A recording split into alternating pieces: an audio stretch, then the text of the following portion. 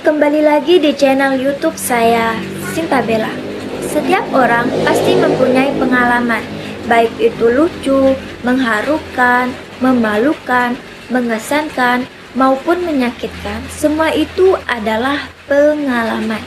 Nah, sekarang saya akan menceritakan pengalaman berkesan saya. Ceritanya kita mulai dari sekarang.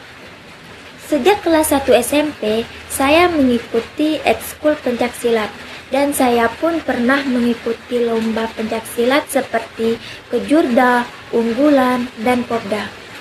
Saat lomba Porkap diadakan, saya juga ingin mengikuti lomba Porkap tersebut di cabang pencaksilat.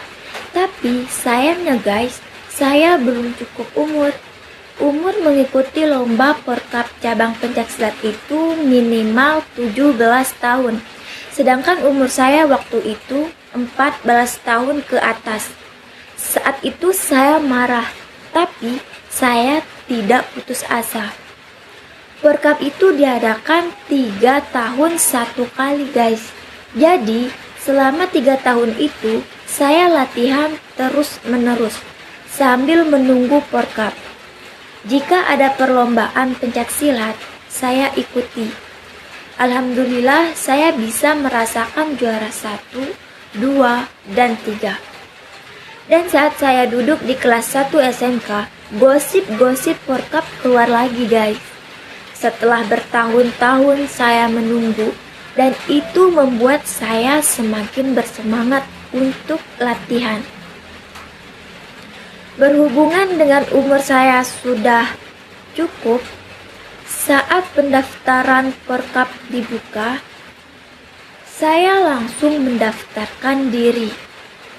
Saya tidak akan menyia-nyiakan kesempatan saya untuk mengikuti lomba Porkap yang sudah lama saya nantikan. Lama-lama, hari demi hari, akhirnya Porkap itu sudah ditetapkan bulan, tanggal, dan harinya pada tahun 2020. Saya pun mengikuti seleksi antar kecamatan dan alhamdulillah saya juara 1. Jadi saya akan diberangkatkan ke Montok mewakili kecamatan Tempilang. Beberapa minggu sebelum keberangkatan, saya menerima kabar bahwa Porkap diundur sampai waktu yang belum bisa ditentukan akibat virus corona. Bukan hanya Porkap saja yang diundur, Praktin saya pun diundur, yang seharusnya kelas 11 menjadi kelas 12. 1 tahun berlalu, saya sudah duduk di kelas 12 dan saya pun ditugaskan untuk Prakrin. Tiba-tiba saya menerima kabar tentang Porkap lagi. Tapi saat itu saya ragu untuk mengikuti lomba Porkap karena saya saat itu sedang ditugaskan untuk Prakrin dari sekolah.